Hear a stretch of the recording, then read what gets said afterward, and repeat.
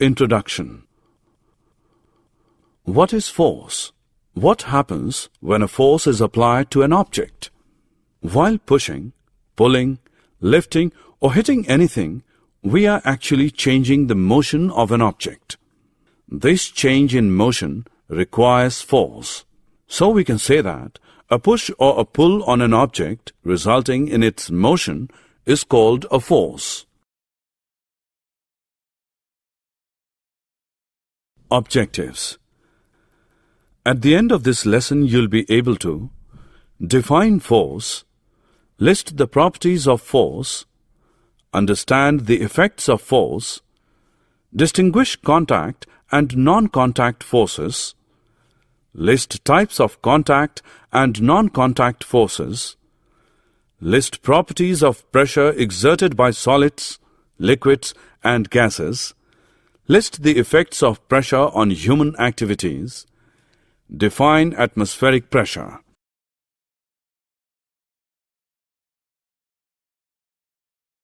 What happens when force interact? If you choose a heavy box and try to push it, the box will not move. Now if you ask a friend to help in pushing it in the same direction, it moves. This experiment proves that the forces are acting in the same direction add up.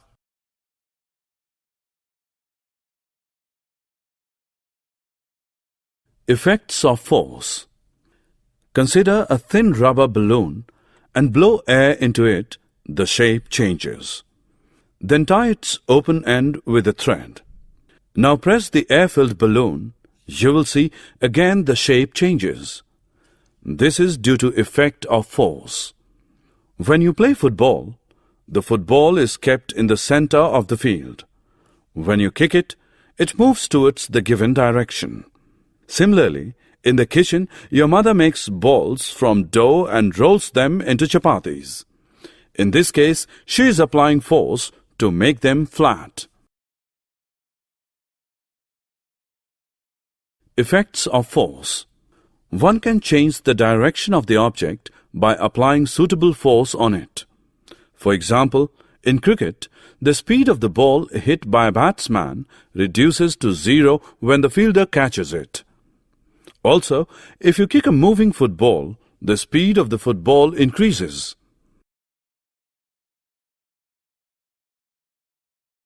Kinds of force.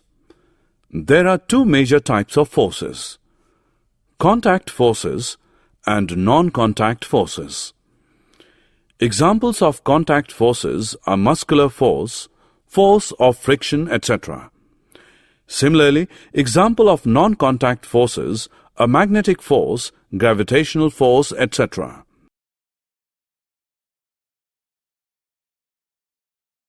Contact forces. Can you push or lift a book lying on the table without touching it? Or can you lift a bucket of water without holding it? In both the cases, the answer is no. Generally, to apply a force on an object, our body needs to be in contact with the object. So we can say that contact forces are the forces which act on bodies when they are in actual contact. Basically, these are of two types: muscular force and force of friction. Muscular force. When we push an object such as a box or lift a bucket of water, then the force is caused by the action of muscles in our body. This force is known as muscular force. Note that muscular force is always applied either directly through touch or indirectly with the help of a stick or piece of rope. For examples, cutting the vegetable or fruits with the help of knife, hammering of nail with the help of hammer, pulling a cart by horse. Force of friction. Do you know why a heavy box on pushing does not move? Why a rolling ball stops after some time? When an object moves in contact with another object, a force known as friction comes into play. Note that the force of friction always acts on all objects and its direction is always opposite to the direction of motion. The moving object in the animation gradually slows down and ultimately stops due to the force of friction. This shows that force of friction always opposes the motion of one body over another body in contact. Types of non-contact forces.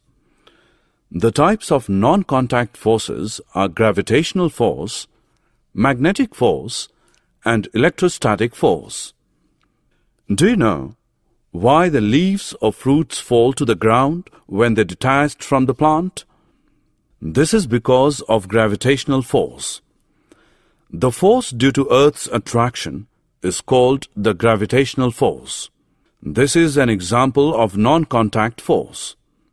Now, the force between two magnetic poles placed at a suitable distance is called the magnetic force, in which like poles repel, while the unlike poles attract each other. A magnet can exert a force on another magnet without being in contact with it. So, the force exerted by a magnet is also an example of non-contact force. Do you know, when we rub a tube through dry cloth and bring it near the thread is attracted towards the tube.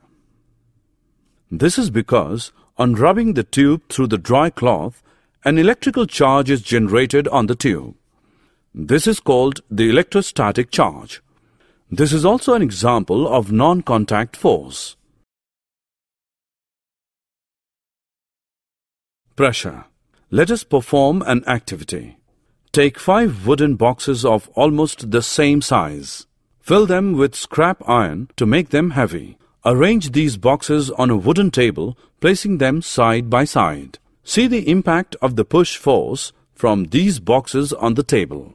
You will notice that the table remains normal and it is not affected by the push force, that is, weight of boxes upon it. Now, rearrange these boxes on the same table, placing them towards the center and one over the other. Now see the impact. In this arrangement, the table either bends or breaks under the weight of boxes. Can you guess why does this happen? Though the force applied in both the cases is same, but in the first case, impact is less, and in the second, the table bends. This activity proves that both the force and its coverage area are important. The smaller the area on which the force acts, greater is the impact, and this phenomenon is known as pressure. We can also say that pressure is related to the force.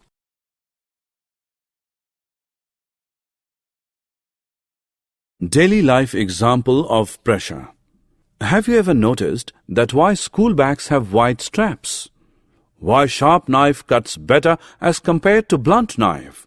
And why the tip of the needle is sharp? In our everyday life, we all experience the impact of pressure.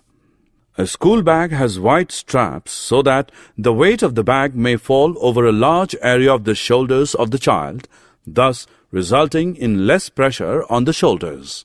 And due to less pressure, it is quite comfortable to carry the heavy school bag. A sharp knife has a very thin edge.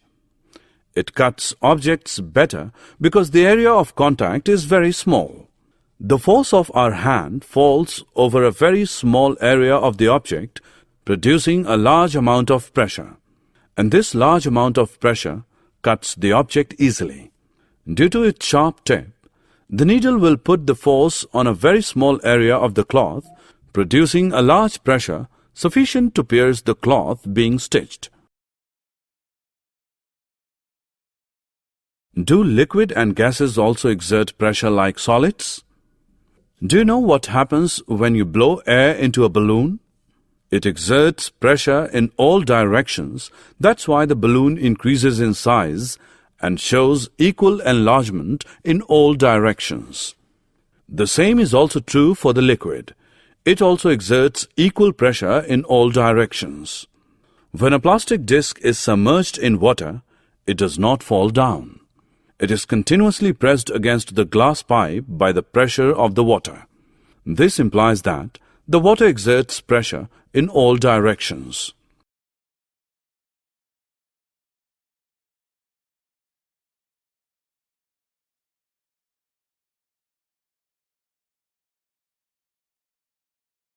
Air and our atmosphere.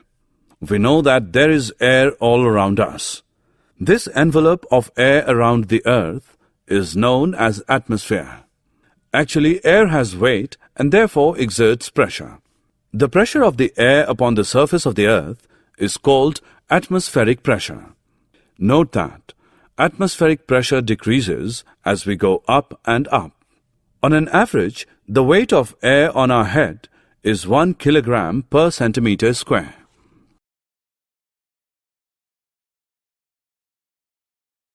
Daily life experience of atmospheric pressure.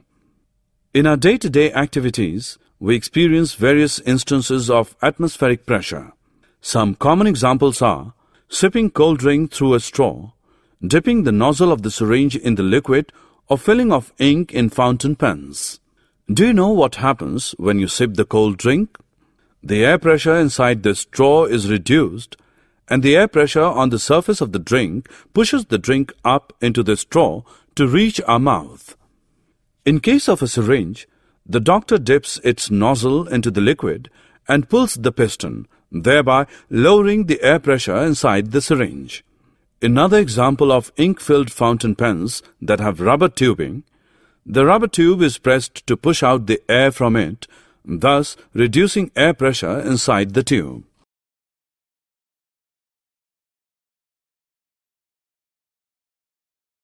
Summary. Let us summarize what we have learnt. Force is a push or a pull resulting in motion of a body. Force can change the shape of an object, move an object from the position of rest, change the direction of a body in motion, and change the speed of the moving object. There are two kinds of force: contact force and non-contact force. Muscular force and force of friction are the examples of contact forces. Gravitational force, electrostatic force, and magnetic force are the examples of non-contact forces. Force per unit area is known as pressure. Pressure from solids is due to their weight and acts downward, but in the case of liquids and gases, the pressure exerted by them is downward, sideways and upward also, that means in all directions. The envelope of air around the earth is known as atmosphere. The pressure of the air upon the surface of the earth is called atmospheric pressure.